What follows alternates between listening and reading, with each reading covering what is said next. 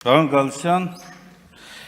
ձեր տեխնացությունը ներկայացնելու շրջանակներում նախ ուզում եմ արձանագրել, որ թե մարդկային եւ թե մասնագիտական առումով որևէ առարկություն չկա։ Դուք ձեր կրթությամբ, ձեր աշխատանքային փորձով, այո, ամբողջությամբ եւ լիարժեքորեն կադրային քաղաքականության տեսակետից համապատասխանում եք այն ոլորտային կարգավորմանը, որը ֆինանսական շուկաների, տվյալ դեպքում բանկային համակարգի կարգավորող բարձրագույն մարմնի ղեկավարի պաշտոնին է հավակնում։ Բայց իմ մտահոգությունը համակարգային բնույթի է, եւ այդ համակարգային բնույթի մտահոգությունը կառուցված է այն առկա իրողությունների վրա, որ մենք ունենք։ Դուք ասեցիք, որ կենտրոնական բանկը այո պատասխանատու է տնտեսական աճի համար, ինչը ոգևորեց ինձ, որովհետև մի քանի տարի առաջ ասում եք չէ, պատասխանատու չէ։ Հիմա իհարկե մակրոտնտեսական կայունությունն եք վկայակոչում, բայց դա միայն մակրոտնտեսական կայունության տեսակետից չէ, որ պատասխանատվություն կա տնտեսական աճի հարցում։ Ի վերջո, խնդիրը շատ ավելի խորքային է, որպեսզի ավելի հասկանալի ու կարելի լինի, բերեմ շատ պարզ օրինակ, Հայաստանի տնտեսությունը եւ առհասարակ որևէ տնտեսություն կարիք ունի երկար փողերի եւ հնարավորինս էժան փողերի, որպեսզի կարողանա իր պոտենցիալը, իր ներդրումը, իր տնտեսական զարգացումը կառուցի երկարաժամկետ տեսլականի վրա։ Մինչդեռ բանկային համակարգը կառուցված է ուղիղ հակառակ տրամաբանության վրա։ Բանկային համակարգը պատրաստ է կարճ ժամկետով տրամադրման բարձր տոկոսով, այսինքն բարձր շահույթով։ Այս երկու նպատակները իրար հակասող են։ Եվ բանկային համակարգի կարգավորման կարևորագույն առաջին մոտեցումը նա պիտի լինի, որ այս երկու հակասող շահերը հավասարակշռեն իրար։ Դրանով է պայմանավորված, որ կենտրոնական բանկին տրված լիազորությունների շրջանակում այնպիսի դրամավարկային քաղաքականություն իրականացնի, որպեսզի հնարավորինս երկար ժամանակով ֆինանսական ռեսուրսները հասանելի լինեն տնտեսությանը, ընդ որում տնտեսության ոչ միայն ցածր ռիսկային, այլ բարձր ռիսկային ոլորտներին, որպեսզի կարողանա տնտեսությունը աճի, զարգանա, ապահովի զբաղվածություն, ապահովի հավելյալ արժեք, ապահովի ի վերջո համախառն ներքին արդյունքի աճ։ Երկրորդ կոմպոնենտը, որը արդեն ինստիտուցիոնալ տեսակետից սկզբունքային հարց է, դա բանկային համակարգին մրցակցող համակարգի գոյությունն է, որը ոչ բանկային ֆինանսական հաստատությունների համակարգ ենք մենք ասում մասնագիտական լեզվով, որտեղ կենտրոնական տեղում անշուշտ կապիտալի շուկան պետք է լինի։ Եվ կապիտալի շուկան հենց այն դաշտն է, այն ոլորտն է, որը մրցակցություն պետք է ապահովի բանկային վարկավորմանը։ Հակառակ դեպքում, եթե ամեն ինչ բանկերի մեջ է կենտրոնացված, այդ մրցակցության բացակայության պայմաններում շատ դժվար է լինելու նաև կենտրոնական բանկին այնպիսի կարգավորում իրականացնել, որպեսզի տոկոսադրույքները նվազեն, տնտեսության մեջ ռիսկային գնահատումները ավելի ցածր լինեն։ Կապիտալի շուկան է, որ հնարավորություն է տալիս բիզնես միջավայրում ոչ միայն պարտք վերցնելու, նաև սեփականությանը մաս դառնալու միջոցով կրել նաև այդ ռիսկերը։ Եվ այսօր, երբ որ մենք խոսում ենք, որ կապիտալի շուկան զարգացած չէ, կապիտալի շուկան չի կարողանում մրցակցային միջավայր ստեղծել բանկային վարկավորմանը, սա հենց այն ինստիտուցիոնալ պրոբլեմն է, որի մասին անընդհատ բարձրաձայնում ենք։ Եվ այստեղ է, որ կենտրոնական բանկը, որին տարիներ առաջ տրվեց մեգակարգավորողի գործառույթը եւ տրվել էր այն նպատակով, որ Հայաստանի ֆինանսական շուկայի 92% եւ ավելին բանկային շուկան է, մնացածն է, որ փոքր ոչ բանկային համակարգերն են սպասարկում, կենտրոնական բանկը ստանձնեց պարտավորություն, որ ինքը կստեղծի անհրաժեշտ ենթակառուցվածքները եւ ի վերջո կփոխանցի այս կարգավորման գործառույթը արդեն անկախ պետական մարմնի, ինչպիսին էր մինչև կենտրոնական բանկին փոխանցումը, խոսքը արժեթղթերի հանձնաժողովի մասին է։ Եվ այս տարիների ընթացքում մենք անկեղծ կենտրոնական բանկին, ես կենտրոնական բանկի որևէ արդյունավետ գործողություն կապիտալի շուկայի ակտիվացման, աշխուժացման ուղղությամբ չեմ տեսել։ Բացառությամբ ստանդարտների կորպորատիվ կառավարման, որ մշակվել է, բայց դրա ներդրումն էլ այնքան է ձգձգվել եւ ձևական դարձել, որ այսօր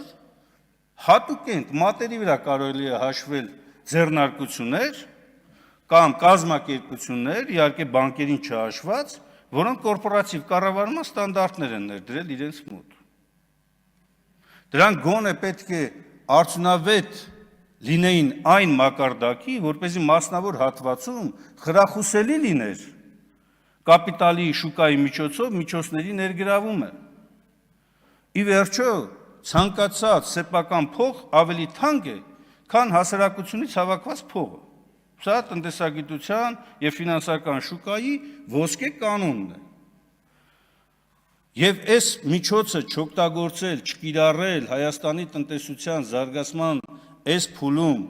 որպեսզի մենք կարողանանք իսկապես ունենալ մրցակցային ֆինանսավորման հնարավորություններ եւ կորպորատիվ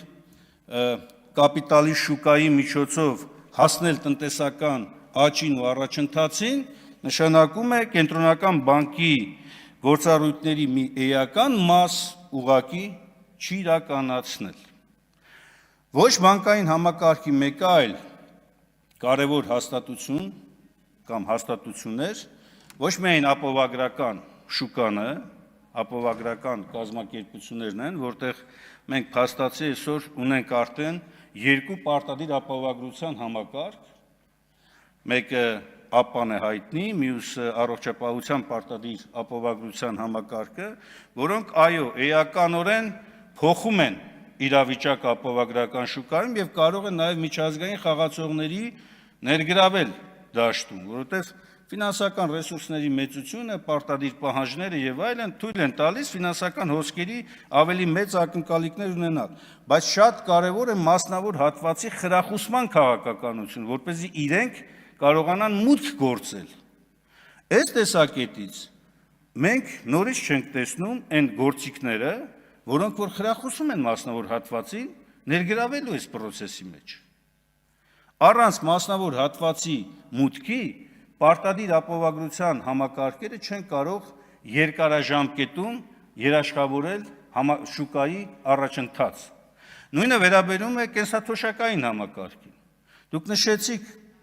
եթե չեմ սխալվում, տրիլիոն ասեցիք, թե միլիարդ ասեցիք, դա այն մեծությունն է, որը այսօր Հայաստանի տնտեսության հատկապես խոշոր ենթակառուցվածքային ծրագրերում ոչ միայն ցածր ռիսկայնության երաշխավորվածությունը, այլ նաև օդ ու ջրի պես պետք է մեր երկրի տնտեսության զարգացման համար։ Բայց ես, որ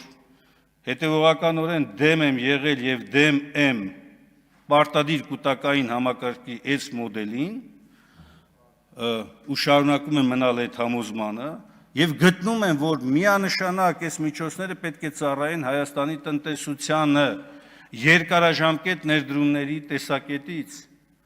մեր խոշոր ենթակառուցվածքային ծրագրերի իրականացման համատեքստում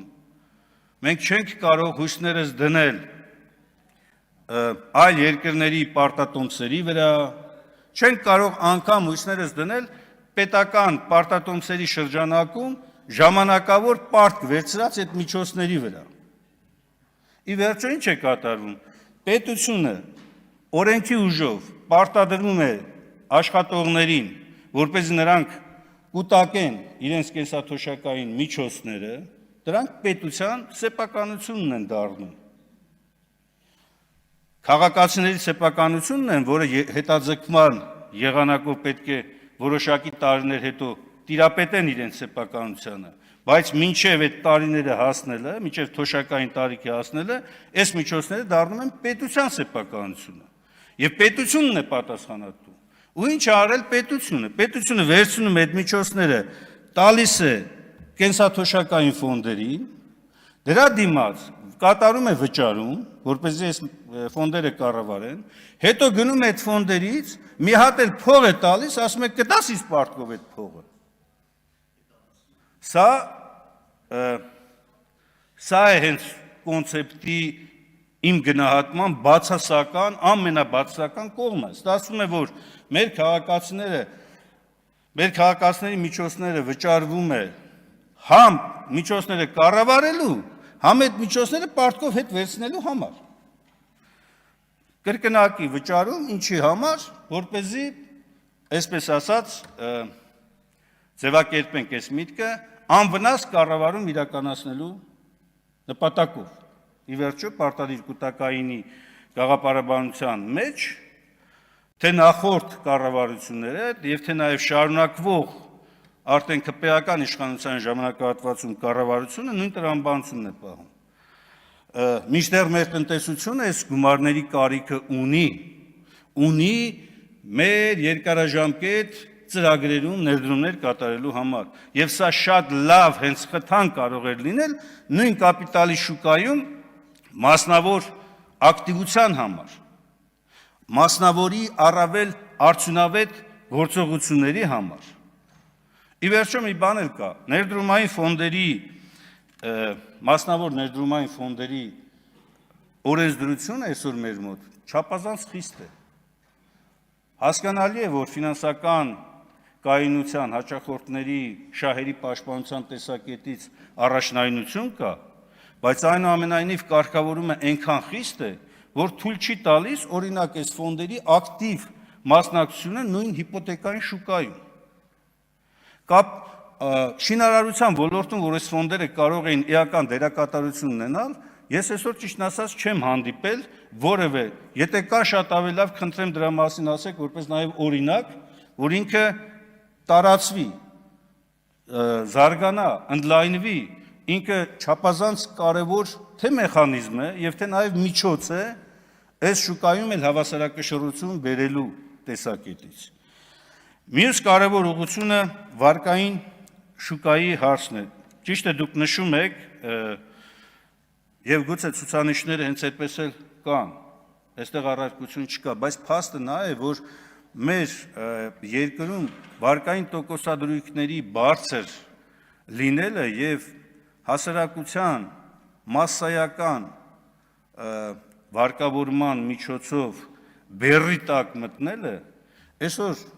ամենապարզ վերլուծությամբ ցույց է տալիս, որ քաղաքացու եկամուտների մեծ մասը գնում է վարկային տոկոսադրույքների սպասարկմանը կամ վարկի մայր գումարի մարմանը։ Նույն մայր գումարը հանենք, բայց տոկոսադրույքների սպասարկումը ինքնին արդեն հսկայական բեռ է քաղաքացու համար։ Ու պատահական չէ, պարոն Խաչատրյանն էլ նշեց այդ մասին, երբ որ սև ցուցակների գաղափար է այսպես կոչված, կարիք կա լիարժեք եւ ամբողջական համաներում իրականացնելու։ Ի վերջո մարդը ինչ որ տարիներ առաջ կամ 1 տարի առաջ, չգիտեմ, ուշացման պատճառով հայտնվել է այդ սև ցուցակում եւ ինքը զրկվում է նույնիսկ այդ հնարավորությունից, որ վարկավորում ստանա։ Այստեղ շատ լուրջ բեռնաթափում է պետք իրականացնել։ Ես չգիտեմ, երևի դուք եզրափակիչ ելույթում կանդրադառնաք, թե այս վարկային շուկային որքան են վերավարկավորման ծավալները։ Այսինքն անձը գնաց է վարկը վերցրել է, դժվարանում է այդ վարկերը փակել, գնում է մեկ այլ բանկ կամ նույն բանկի մոտ մի հատ էլ կրկնակի վարկավորում է վերցնում, որպես այս նախորդը փակի, այս մնացածով գնա, բայց դրա հետևանքով իր բեռը էլ ավելի է մեծանում։ Եվ քանի որ տեսանելի ապագայում չկա այն կանխատեսելի բարձր եկամուտը, որ քաղաքացին կկարողանա վճարումը կատարել, բիզնես կլինի, իր աշխատանքային գործունեությունից եկամուտը կլինի, ստացվում է, որ մենք քաղաքացիներին մղում ենք դեպի սև ցուցակները համալրելու ճանապարհի, ինչը ակնհայտորեն երջանիկ քաղաքացու կոնցեպտի մեջ չի մտնում, վստահաբար։ Եվ վերջին դիտարկումը ակնհայտ է, որ կառավարություն եւ կենտրոնական բանկ երկու ինստիտուտների ակտիվ համագործակցությունն է, որ բերում է երկրում տնտեսական առաջընթացի եւ բարեկեցության աճին։ Բայց նաեւ ակնհայտ է, որ տնտեսական քաղաքականության մշակման հարցում կենտրոնական բանկը պետք է ունենա խիստ սահմանափակ ազդեցության հնարավորություն։ Ոչ թե տնտեսական զարգացման մոդելը մշակվի կենտրոնական բանկի կողմից եւ կառավարական գերատեսչությունները ընդամենը կողքից շտրիխներ ավելացնեն, այլ հակառակը կառավարությունը ինքը պետք է ծնի տնտեսական զարգացման մոդելը, կենտրոնական բանկը պետք է այո մակրոտնտեսական կայունության եւ սահմանադրական իր լիազորությունների ապահովման տեսակետից կատարի իր վերապահումները եւ իր առաջարկները։ Գնաճի սահմանադրական լիազորությունը թեև տրված է կենտրոնական բանկին, բայց կենտրոնական բանկի գործիքակազմից շատ ավելի լայն գործիքակազմ է այն ենթադրում, թե կառավարության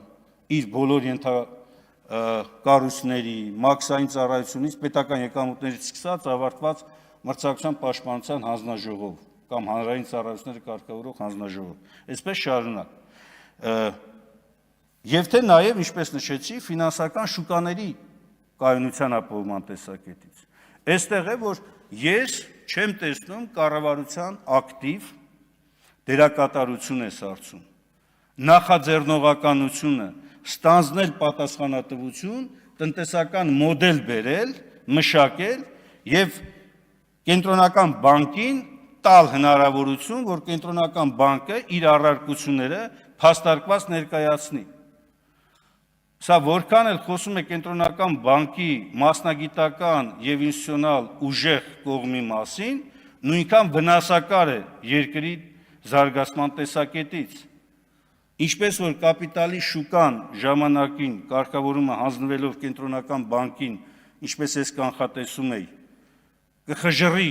բանկային համակարգը եղած կապիտալի շուկան էլ, որտեղ 150,000 բաժնետերերի հաշիվ կար, երբ որ անցնում էր կենտրոնական բանկի կարգավորմանը, անշուշտ այս բաժնետերերի մեծ մասը չէր տիրապետում ոչ կորպորատիվ կառավարման սկզբունքներին, ոչ հասկանում էր շատ հաճախ իր բաժնետերի տոմսից բխող իրավունքների իրացման մեխանիզմները, բայց կայ եւ կազմակերպությունները պարտավորված էին տեղեկատվություն տալ։ Սա սաղմն էր, որը կարող էր զարգանալ, եթե կենտրոնական բանկը այն տարիներին եւ հետեւողականորեն շարունակելով նաեւ դրանից հետո չոչնչացներ այս եղած հնարավորությունը։ Հիմա այսօր տեսեք ամենապարզ օրինակը բերեմ։ Բաժնետերը ընկերությունից բողոքելու